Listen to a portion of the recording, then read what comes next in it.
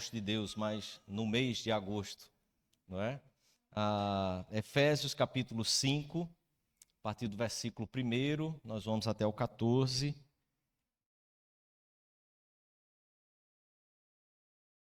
Guardar até que você abra, encontre o texto. Efésios capítulo 5, a partir do 1º versículo, nós vamos até o 14. Diz então assim a palavra de Deus: Sede, pois, imitadores de Deus como filhos amados, e andai em amor, como também Cristo nos amou e se entregou a si mesmo por nós, como oferta e sacrifício a Deus em aroma suave. Mas a impudicícia e toda sorte de impurezas ou cobiça nem sequer se nomeie entre vós, como convém a santos. Nem conversação torpe, nem palavras vãs ou chocarrices, coisas essas inconvenientes, antes pelo contrário, ações de graças. Sabei, pois, isto: nenhum incontinente ou impuro ou avarento que é idólatra tem herança no reino de Cristo e de Deus.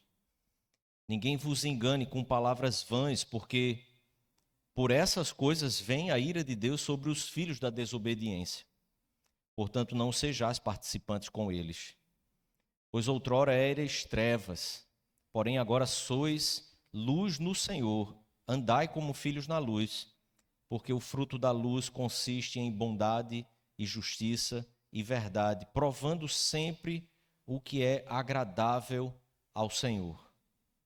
E não sejais cúmplices nas obras infrutíferas das trevas, antes, porém, reprovai-as, porque o que eles fazem em oculto, o só referir é vergonha.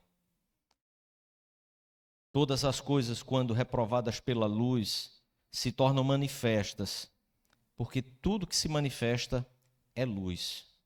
Pelo que diz: desperta, ó tu que dormes, levanta-te de entre os mortos, e Cristo te iluminará. Vamos orar? Feche seus olhos mais uma vez, aquiete seu coração, coloque seu coração diante do Senhor. Vamos buscar ao Senhor para que Ele nos conduza e aplique a sua palavra ao nosso coração. Mais uma vez estamos diante de Ti, Senhor, diante da Tua palavra, tendo lido a Tua palavra, pedimos que o Teu Espírito nos conduza em graça aqui e aplique a palavra do Senhor ao nosso coração. Nos conduz, Pai, ser gracioso conosco aqui. Por Tua misericórdia e graça, fala ao nosso coração. Em nome de Jesus. Amém, Senhor. Amém.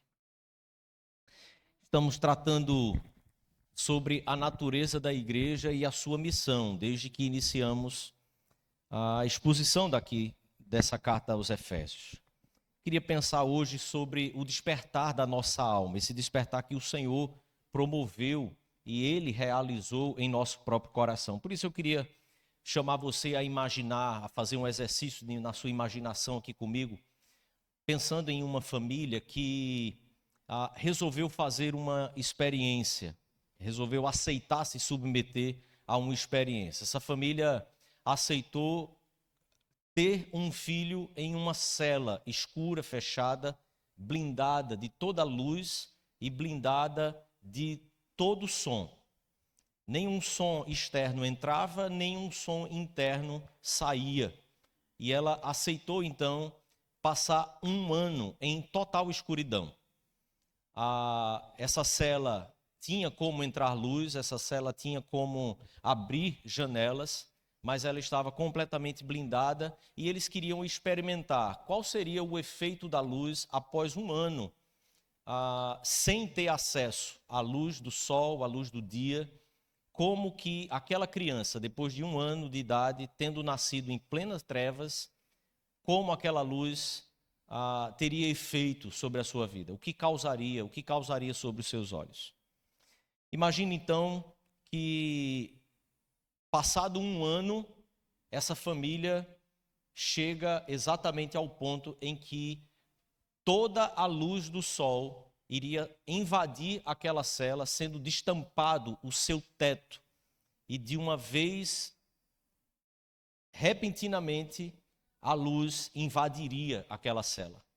A reação daquela criança é uma reação, assim como dos pais, embora houvesse conhecido a luz já, mas é uma reação simplesmente de não suportar o efeito da luz nos seus olhos. Os olhos não conseguiam enxergar aquela luz, embora percebesse que ela era maravilhosa, embora percebesse que aquela luz era fantástica, e eles queriam olhar para aquela luz, mas não conseguiam ter acesso a ela. As verdades da religião cristã, as verdades do verdadeiro evangelho, são como verdades que invadem a nossa vida, como essa luz nessa experiência de uma família que tenta viver com uma criança por 1 ano e depois tentar ver os efeitos, tanto da ausência da luz, como os efeitos causados que a luz provocou e gerou nessa criança. Imagine então você vivendo em uma densas trevas, total escuridão, e de repente essa luz invadindo a sua cela, invadindo o seu quarto. A nossa reação, ela é uma reação instantânea de querer tentar preservar-se, esconder-se da luz quando ela chega aos nossos olhos assim, de forma repentina. Queria pensar com você, querido, que o texto que nós tratamos aqui hoje, lemos, a priori, ele pode parecer aos nossos olhos uma série de regras frias, uma série de regras religiosas. Quando o apóstolo Paulo começa a tratar sobre a impudicícia, a cobiça, sobre conversas torpes, chocarrice, quando ele trata de impureza e orienta os irmãos aqui de Éfeso a não se envolver com esse tipo de coisa, nem sequer nomear essas coisas no meio deles, nós podemos olhar para uma realidade de um texto como esse, como a tendência do nosso coração já nos chama a pensarmos em mais manuais de regras morais, em que eu e você precisamos tentar cumprir. Apesar de termos visto já como Deus revelou em toda a carta aos Efésios, todas as verdades que foram realizadas através de Cristo Jesus, toda a graça imputada sobre nós, apesar de vermos tudo isso, a tendência do nosso coração ainda é olhar para textos como esse, como uma lista, então, de algumas regras que nós devemos cumprir para que, então, possamos alcançar algo em nossa vida, algo em nossa comunhão com Deus, algo de nossa santificação. Observe que, mais do que isso, ou antes de tudo, o que o apóstolo Paulo está tratando aqui é sobre um milagre. O milagre que já aconteceu na vida desses irmãos, o milagre que já aconteceu na vida desses que estão aqui recebendo a carta por sua primeira vez, lendo a sua carta, e essa experiência que Paulo está evocando então aqui é a experiência de um coração que estava assim congelado, que estava assim debaixo de trevas, que não conseguia enxergar a luz, mas a partir do capítulo 5, então, o apóstolo Paulo está revelando quais são os efeitos dessa luz, que a partir do capítulo 4, ele começa então a trabalhar de forma prática desse viver a palavra de Deus, viver a experiência que o Senhor tem para cada um de nós. Efésios capítulo 5 não é um fardo que o apóstolo Paulo está trazendo sobre aqueles que se converteram. Efésios capítulo 5 não é agora uma série de tarefas que o apóstolo Paulo está dizendo para aqueles que se converteram. Agora que vocês se converteram, vocês então precisam obedecer a tudo isso aqui.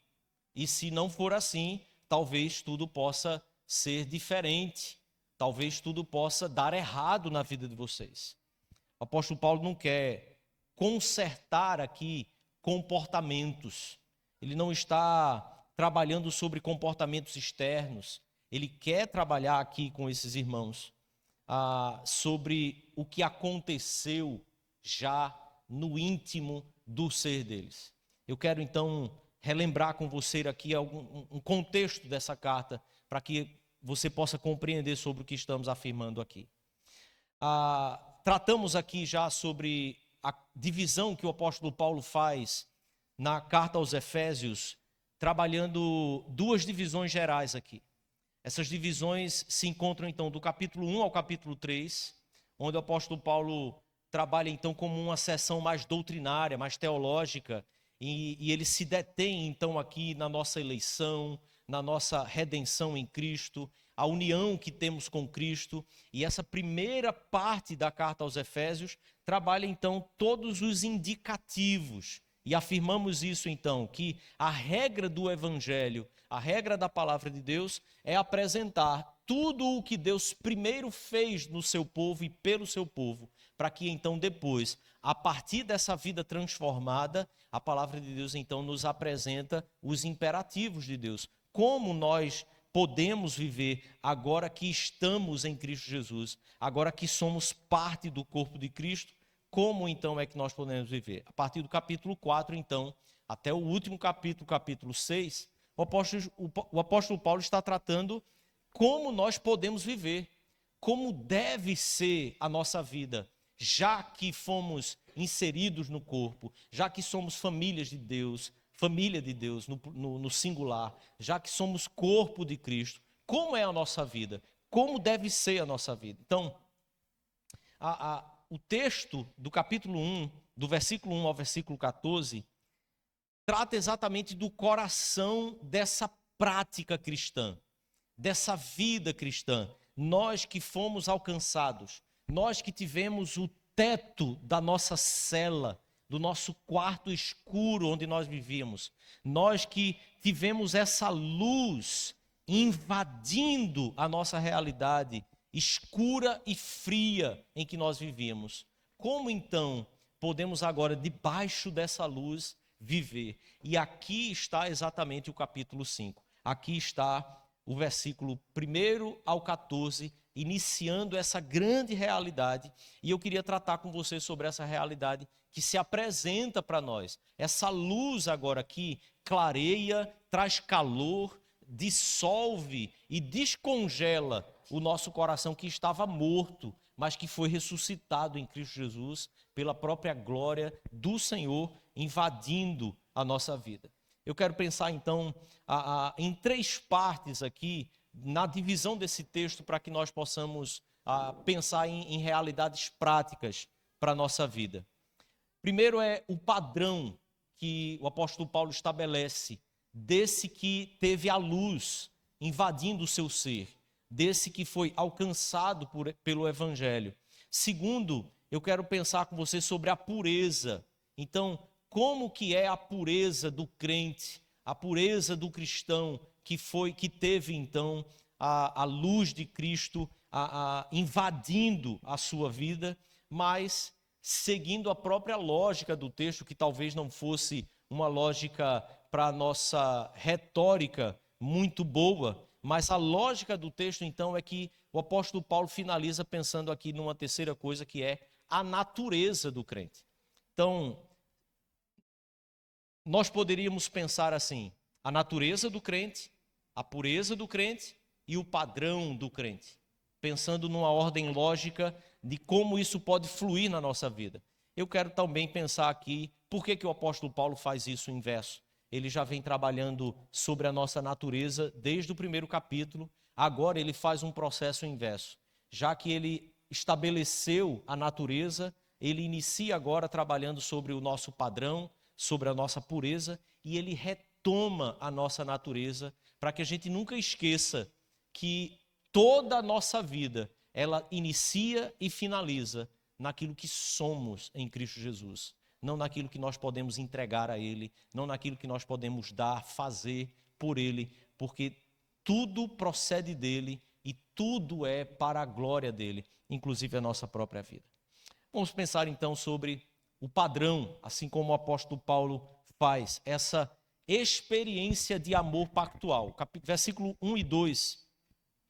O apóstolo Paulo, então, trabalha sobre essa imitação de Cristo, a imitação do Senhor, mas como base exatamente na adoção que nós recebemos em Cristo Jesus. Ele diz: sede, pois, imitadores de Deus como filhos amados. O pois aqui está conectando ao perdão. Observe como ele concluiu o capítulo 4, versículo 32. O apóstolo Paulo diz: antes, sede uns para com os outros, benignos, compassivos, perdoando-vos uns aos outros, como Deus em Cristo vos perdoou. Como Deus em Cristo vos perdoou, então, pois, sejam imitadores dele, como filhos amados. A base de uma ética que o apóstolo Paulo está estabelecendo aqui não é simplesmente esse moralismo autônomo, mas ele tem exatamente todo o alicerce dele na realidade de que nós fomos adotados pelo Senhor. Em Cristo Jesus, ele nos tornou seus filhos. E é por sermos filhos dele que nós o imitamos. Nós não o imitamos para sermos filhos de Deus. Entenda isso claramente no seu coração. Jovem, adolescente, crianças, adultos, todos nós, ao tentarmos imitar ao Senhor, fazemos isso porque Ele já nos alcançou com sua graça e nos perdoou em Cristo Jesus. E essa é a base pactual da nossa experiência com Deus. Nós já somos filhos de Deus, não imitamos para nos tornar filhos, mas o imitamos porque fomos já adotados por Ele de maneira soberana, não por atos praticados por nós, mas pelo ato praticado por Cristo Jesus na cruz do Calvário. A nossa obediência nasce de um coração que foi derretido pelo amor, derretido pelo amor do Pai. A experiência cristã não é uma experiência de fardo legalista, mas é uma experiência em que aqueles que não conheciam um verdadeiro amor passam a conhecer esse amor que nos adota. E por causa da grandeza desse amor, nós somos tomados, cheios, tornados plenos desse amor. E esse amor é que nos chama cada vez mais a querermos nos parecer mais com Ele, com aquele que é o amor encarnado, com aquele que revelou um amor que invadiu o nosso ser, como a luz do sol invadindo as trevas, e que nos tira daquela frieza mórbida de pessoas que vivem em trevas, tentando redimirem a si mesmas, mas ainda assim estando na luz, como tateando no escuro, como tentando conhecer as coisas apenas pelo tato, mas sem conseguir enxergar claramente com os seus próprios olhos. O apóstolo Paulo então segue dizendo: andai em amor, como também Cristo nos amou e se entregou a si mesmo por nós. Essa expiação substitutiva de Cristo, como ele de forma substitutiva tomou a pena sobre ele, a punição que cabia a nós por andarmos nas trevas dos nossos pecados. Cristo se entrega em nosso lugar. E eu quero pensar aqui num detalhe que é fundamental sobre isso. É que muitas vezes nós olhamos para essa realidade e cremos nela. Cristo se entregou em nosso lugar. Sabemos disso, cremos sobre isso. Mas é importante perceber que esse sacrifício não foi um exemplo moral para mim e para você. Cristo não estava se entregando na cruz para que eu e você tivéssemos esse padrão e este exemplo, para que então nós mirássemos nesse exemplo moral e tentássemos então a imitá-lo num sacrifício. E o que muitas vezes faz com que a minha vida, a sua vida, seja um constante retorno para a cela escura onde nós estávamos sendo criados, onde nós estávamos crescendo. Nós vimos a luz, mas quando olhamos para o sacrifício de Cristo como apenas um modelo para que eu e você imitássemos, nós estamos voltando para a cela escura. Nós estamos voltando para a frieza do nosso coração, que tenta se redimir fazendo coisas para Deus. O sacrifício de Cristo é um sacrifício perfeito que sobe para Deus como um aroma suave, satisfazendo as exigências legais que o Senhor havia estabelecido. Ele sobe como propiciação pelo nosso pecado, e a justiça de Deus foi, de uma vez por todas, satisfeita pelo sacrifício de Cristo. Quando o apóstolo Paulo diz, andem em amor como Cristo nos amou e se entregou a si mesmo por nós, andar em amor é como Cristo nos amou, não é como ele se entregou. Nós nos entregamos não para irmos para uma cruz e para uma morte expiatória dos nossos pecados. Nós nos entregamos porque a morte expiatória de Cristo já satisfez a ira de Deus de uma vez por todas.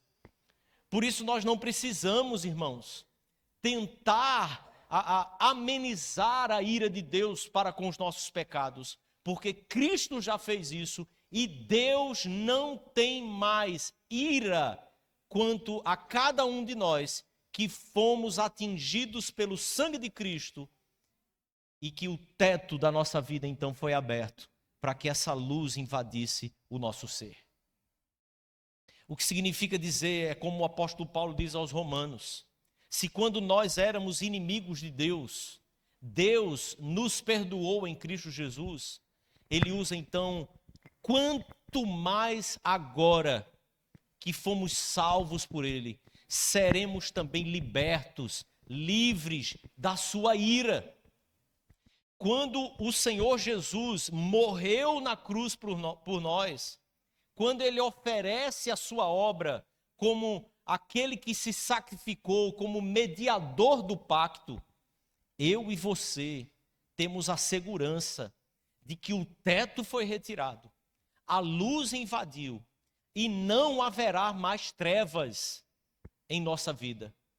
Nós continuamos a tropeçar, porque os nossos próprios olhos ainda estão aprendendo a lidar com a glória, com a luz da glória de Cristo que invadiu o nosso ser. Aqueles que estão em Cristo não sofrem mais a condenação. Não há mais condenação para aqueles que estão em Cristo Jesus. É por isso que o apóstolo Paulo afirma isso. Versículo 19 do capítulo 3, aqui da carta aos Efésios, o apóstolo Paulo diz que a oração dele é para que nós então conheçamos o amor de Cristo, que excede todo o entendimento, para que sejais tomados de toda a plenitude de Deus. Nossa caminhada com Cristo não é uma caminhada de moralismo frio e legal. Isso pertence aos que estão ainda no quarto escuro. Mas os que tiveram a luz raiando sobre o seu ser, o que conduz o nosso ser agora a uma vida de prática, de santificação, é o amor que vai pulsando e queimando em nosso coração por causa dessa luz que aquece agora a nossa vida. Mas em segundo lugar, o apóstolo Paulo trabalha sobre a pureza do crente. Essa batalha interna que nós vivemos por causa de um novo afeto, por causa de um novo amor. Observe como ele diz então, para que a prostituição e toda impureza ou avareza não sejam nem sequer nomeada entre vós. Os reformadores tratavam essa realidade aqui e explicam sobre isso, pensando ou desenvolvendo a ideia de que esse é o terceiro uso da lei. O terceiro uso da lei seria exatamente a lei do Senhor para o crente, aquele que não tem mais condenação sobre ele, aquele que a lei não o condena mais. Qual seria então a utilidade da lei sobre nós?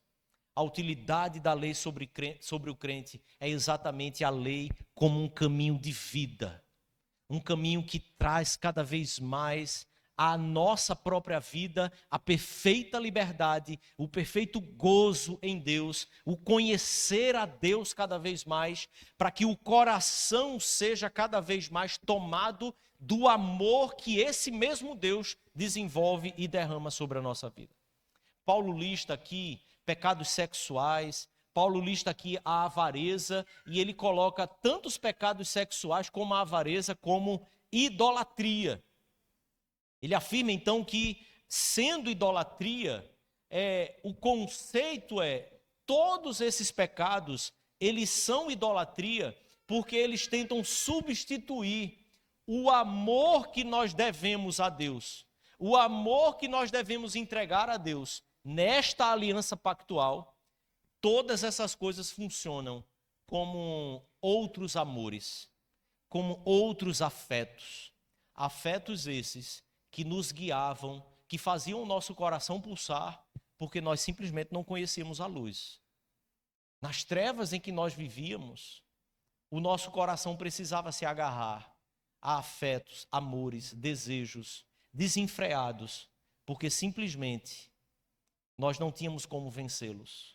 Nós estávamos trancados nessa realidade. Mas quando a luz do amor de Cristo invadiu o nosso ser, o que o apóstolo Paulo está nos mostrando então é que todos esses desejos, eles são desejos que competem com o nosso próprio Criador, com o lugar que o Criador tem em nosso coração. A nossa santificação é exatamente o processo, não de deixar de fazer coisas erradas, mas a santificação é um processo em que nós deixamos de amar ao que não supre o nosso coração, ao que não preenche o nosso coração. E nós passamos a perceber um amor que é muito maior de algo que não passa, de algo que não é terreno, de algo que não é mortal, mas é eterno, é infinito. Nós precisamos trocar, nós precisamos compreender que a santificação para nós não é um processo em que nós simplesmente deixamos as coisas erradas, mas é um processo em que nós abraçamos as coisas que têm realmente virtude verdadeira. Me permita citar aqui Thomas Calmer, que é um teólogo escocês do século XIX. Ele é tido como um dos maiores teólogos do século XIX, um puritano na Escócia. Ele trabalha essa realidade dos afetos do nosso coração, e isso os puritanos faziam com muita maestria. Ele diz que nós precisamos de um poder expulsivo com um novo afeto. Então ele diz que os afetos têm poder de expulsar outros afetos. Os afetos competem. Então ele diz assim: o coração não abandona espontaneamente um objeto amado, apenas porque demonstram para ele que esse objeto é inferior. Simplesmente dizer que tal coisa é errada, simplesmente dizer que tal prática é inconveniente, não condiz com a vida cristã, não tem poder para fazer com que o seu coração abandone tais práticas ou tais objetos de seu amor.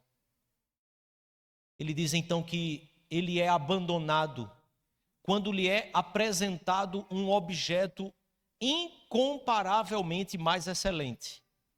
É por isso que o Evangelho não opera apenas pela negação do amor ao mundo, mas pela comunicação de um amor que é superior. O Evangelho não é apenas a negação do seu amor ao mundo, mas é a afirmação e a comunicação de um amor superior.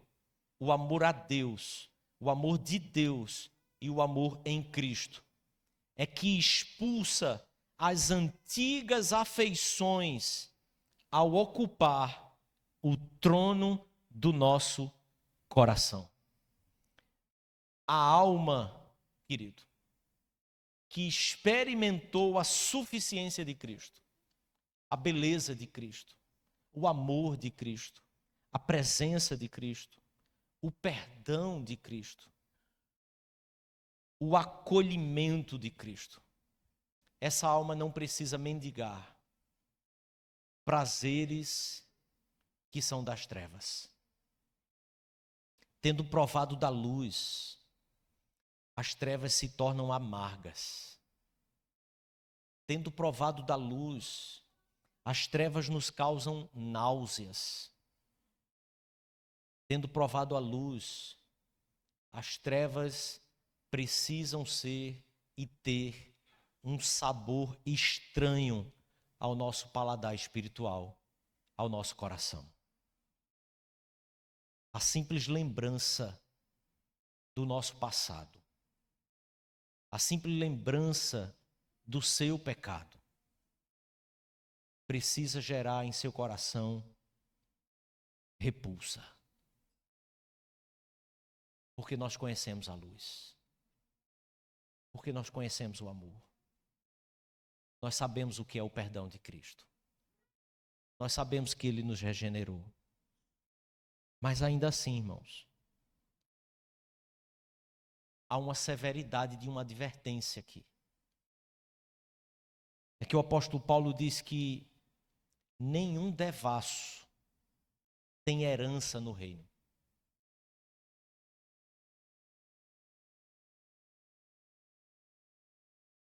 Eu e você estamos numa realidade em que já temos mais de 100 anos de uma teologia liberal invadindo a igreja e a mente cristã. A teologia liberal, ela faz com que a gente comece a negociar diversas coisas. E ela começa a tratar, ou ela faz com que eu e você comecemos a tratar o pecado como se fossem coisas menores, como se eles não tivessem tantos problemas assim. A teologia reformada, bíblica, crê e afirma na perseverança dos santos.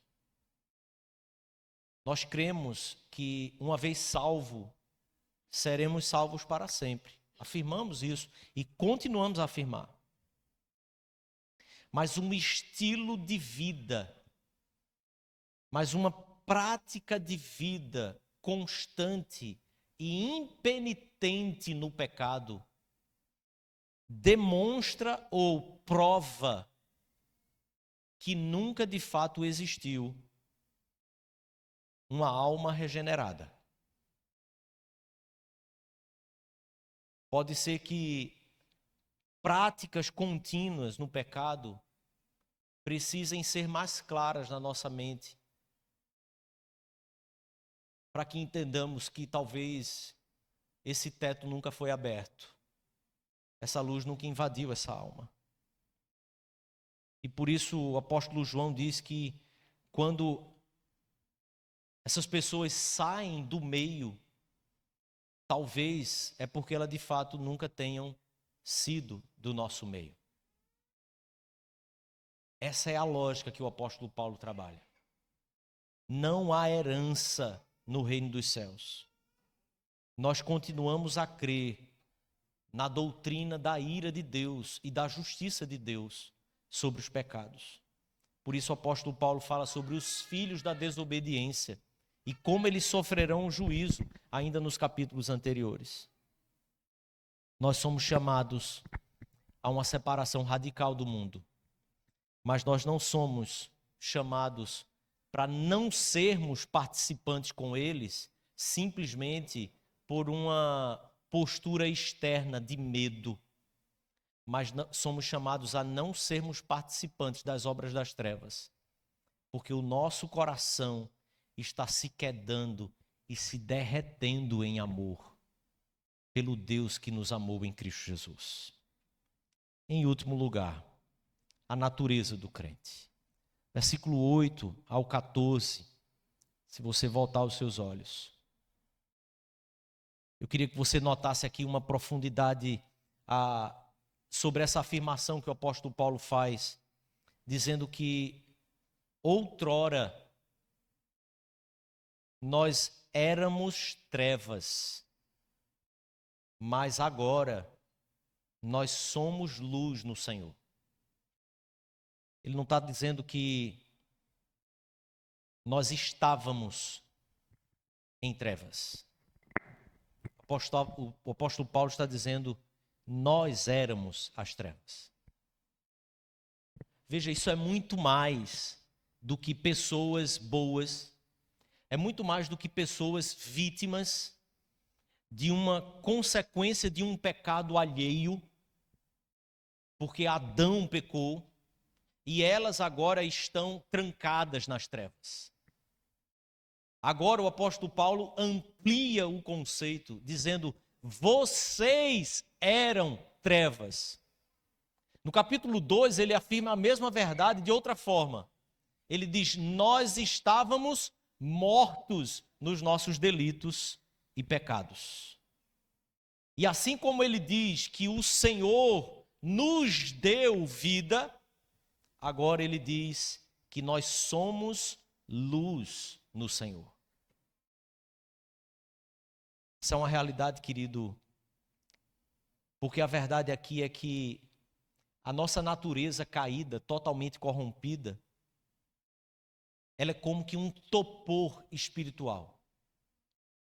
Quando estamos nessa realidade caída, cegos para a luz, não é simplesmente porque a realidade em nossa volta é má e caída, mas porque a nossa natureza era trevas. Há uma ira de Deus sobre os filhos da desobediência, porque sem Cristo nós é que somos as trevas desse mundo. Nós é que construímos a escuridão e as paredes que nos bloqueiam da própria luz.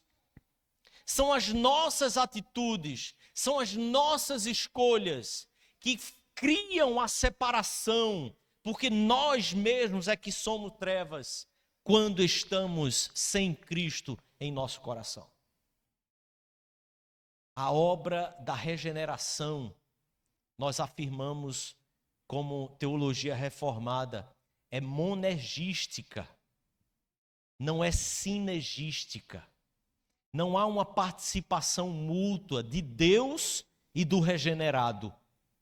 É somente Deus que nos regenera. É uma obra exclusiva dele. Eu estava morto. Eu não queria Deus. Eu era as trevas. E Deus, por sua conta própria, Deus, em sua livre vontade, é que invade as minhas trevas. É que abre a cela onde eu estava preso na escuridão. E Ele traz a luz sobre a nossa vida, sobre o nosso coração. Essa luz tem uma responsabilidade agora. Ela tem uma responsabilidade profética. E então o apóstolo Paulo diz, reprovem as obras das trevas. Vocês são luz, vocês eram trevas, Deus agiu em vocês, agora vocês têm uma responsabilidade, reprovai-as. A ideia aqui é, façam separação, observem o que não condiz com a luz, o que não é fruto da luz, e excluam isso e anunciem, isto aqui é trevas. Isso não pertence à vida de Deus. Isso precisa ser feito na nossa vida. Isso precisa ser feito no nosso coração. Isso é um exercício que você precisa fazer com o seu próprio coração.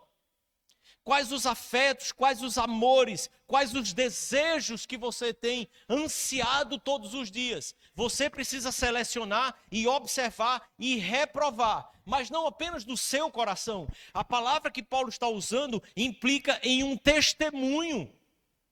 Nós precisamos anunciar para esse mundo. Essa obra que o Senhor realizou em nós acontece na vida de outros mediante o anúncio da obra de Cristo que se dá pela boca dos crentes.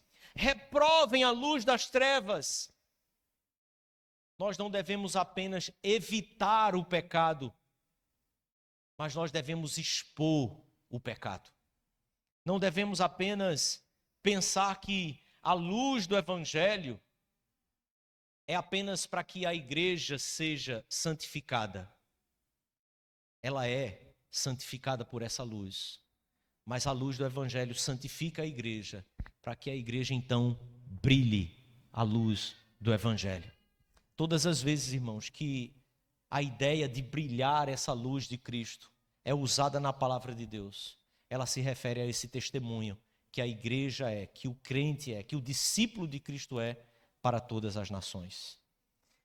E de forma maravilhosa, o apóstolo Paulo termina dizendo: desperta tu que dormes, levanta-te dentre os mortos, e Cristo te iluminará.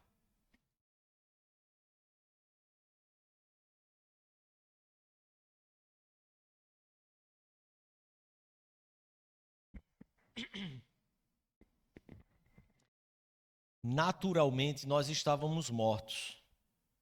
Nós não víamos a luz. O comando para despertar não nasceu do nosso coração. Ele não nasce no nosso coração.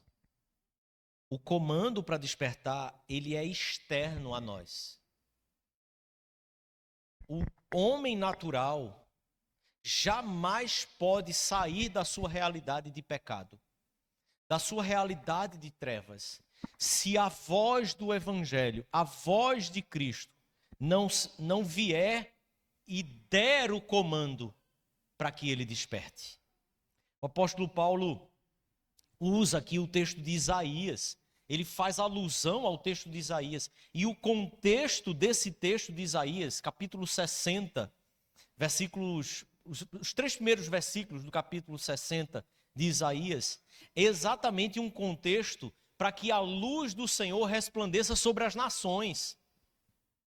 Quando o apóstolo Paulo insere esse texto dentro da sua argumentação, ele quer conduzir a igreja de Éfeso a compreender que toda essa obra, todo esse amor que começa a transbordar pelo Senhor em nosso coração, porque nós estamos substituindo os antigos amores que tínhamos, os desejos que tínhamos, pelo amor a Cristo, pela realidade de viver Cristo, conhecer a Cristo. O apóstolo Paulo então nos diz que há uma realidade que é missiológica então em tudo isso. É o crente no Senhor, aquele que ama a Cristo, aquele que caminha com Cristo, ele será conduzido a resplandecer a luz do Evangelho para as nações. E por isso ele usa Isaías. O que o apóstolo Paulo faz aqui é dar à nossa pureza, à nossa santificação, mais do que um propósito individual. Eu e você, eu caminhar com Cristo, eu experimentar Cristo, isso é maravilhoso. Mas o apóstolo Paulo está indo além. Ele está dizendo, esta maravilha sempre nos conduzirá a anunciar essa maravilha. Essa relação de amor sempre transbordará num propósito em missões, em anunciar esse evangelho. Sempre conduzirá o nosso coração a olhar para aqueles que estão nas trevas, para que o amor de Cristo também abra os seus olhos, desperte o seu coração e os tire das trevas também. Nós não fomos chamados, irmãos, em nenhum momento para o isolacionismo. Nós não fomos chamados em nenhum momento para mosteiros espirituais. Nós não fomos chamados sequer para um hipercalvinismo. Jovens, vocês afeitos à internet, a debates de internet, lembrem-se disso. O amor a Cristo faz com que a gente vá convidar o incrédulo a conhecer Jesus. Porque um amor como esse é um amor que fica evidenciado, é um amor que faz o nosso coração pulsar, que faz a gente mexer nos horários e nas agendas da nossa vida, que faz a gente olhar para quem está em nossa volta e dizer para a pessoa, olha, há algo acontecendo em meu coração que você não tem a menor ideia do que está acontecendo. Eu queria compartilhar um pouco sobre isso com você. Irmãos, o nosso coração fica completamente uriçado por causa de um jogo. É desses amores que a palavra de Deus trata. Não é sobre regra. Não é sobre a regra do dia do Senhor. Não é sobre pode ou não pode. Não é se é pecado assistir alguma coisa dia de domingo. Não é sobre pecado se divertir no domingo. Isso estava lá atrás. O Senhor nos chama para avançar. Um amor que se derrete e se consome de desejo por Cristo, de estar na presença dEle. Isso mexe, querido, com a disposição do nosso corpo. Isso mexe com a disposição da nossa mente. Isso faz a gente repensar sobre até o tempo que a gente consegue aguentar no culto. Porque será que ouvir a palavra de Deus não vale mais a pena do que 90, 100, 130 minutos assistindo uma partida de muitas emoções, em que a gente grita gol, fica rouco? E eu faço tudo isso. O que eu preciso questionar o meu coração e você o seu. É porque 50 minutos a 1 hora em ouvir a mensagem da palavra de Deus, tantas vezes começam a nos gerar um comichão, como se houvesse formiga na cadeira. Quanto às crianças, a gente entende completamente. Mas nós precisamos domar mais o nosso coração. Exercitar-nos para amar mais, simplesmente amar mais a Cristo, a presença dEle, o estar com Ele. Para que o mundo conheça, para que o mundo seja despertado da morte. E eu tratei com você e iniciei essa mensagem falando exatamente sobre esse tatear no escuro, o estar nas trevas, e sobre ter as janelas da alma aberta e podermos enxergar a luz do sol, o sol da manhã, o sol do meio-dia. Imagine que se o apóstolo Paulo estivesse hoje escrevendo para nós aqui, ele não nos perguntaria muitas coisas, a não ser sobre onde o nosso coração realmente tem vivido e dormido. Onde você acorda. Que realidade é essa? O que os seus olhos veem? Você é crente, irmão. A luz de Cristo já invadiu a cela da sua alma. Já invadiu a cela em que você estava. O túmulo em que você vivia, fedido, ficou para trás. E você talvez lembre bem ainda dos seus pecados. Eu tenho pecados, queridos, que até hoje eu ainda me envergonho deles. O que me sustenta é saber que Jesus levou também, não só os pecados, mas toda a vergonha. E talvez você tenha também pecados, mas você precisa lembrar que eles simplesmente ficaram para trás. E se ficaram para trás, por que que eu e você ainda temos que buscar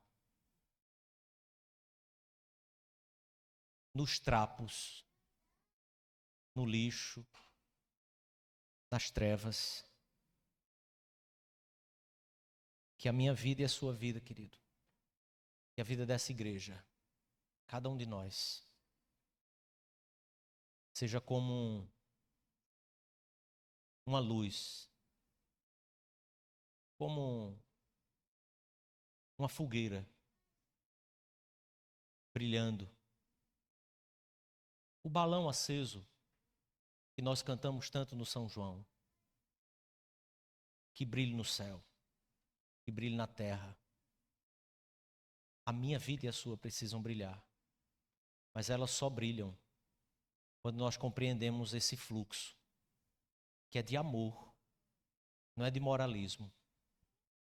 A grande questão para o meu e seu coração será sempre: por que não estamos amando ainda mais?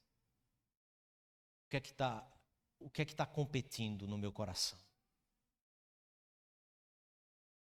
Ouça a voz do Filho de Deus e que Ele faça esse milagre no seu coração e no meu, porque essa é uma ação monergística. Eu e você não conseguimos, mas Ele faz. Ele sabe fazer. Ele é que conduz. Ele é quem inclina o coração do rei para onde Ele quer. Assim o meu e o seu. Que nós nos derretamos mais de amor por Ele. E aí tudo que é das trevas vai perdendo o valor e o sabor, para que a gente vá se deleitando de fato nos sabores do reino dos céus. Feche os seus olhos. Quero orar mais uma vez com você.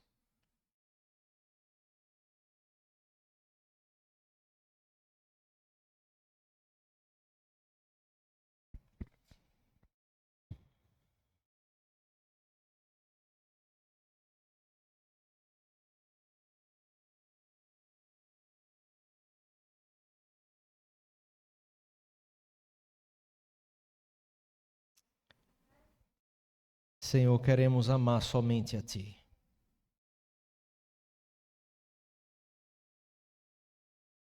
Queremos nos alegrar somente em Ti. Queremos nos deleitar em Ti. E assim a Tua palavra nos chama em diversos momentos a que a nossa alegria, deleite, desfrute, nossa realização e nosso prazer seja no Senhor.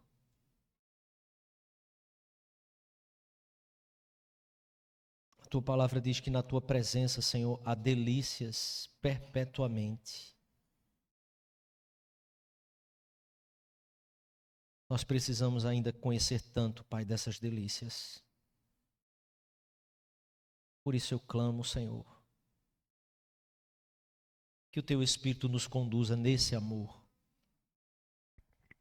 Que o Teu Espírito mude a lógica da nossa mente que insiste em uma relação de fardo para com o Senhor.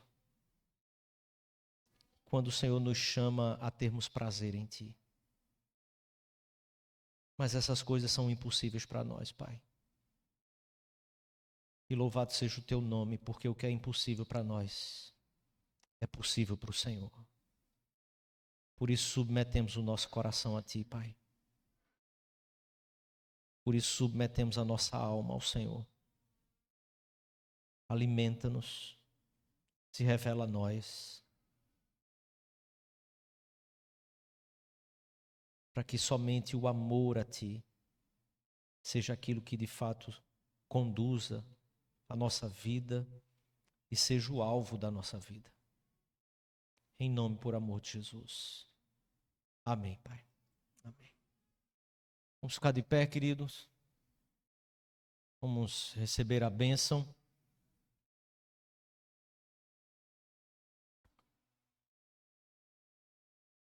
Vamos receber a bênção, irmãos.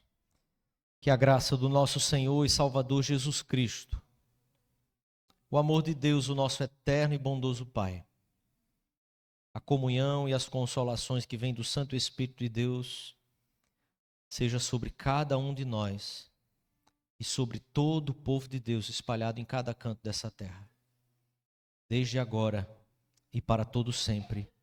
Amém e amém. Que tua vida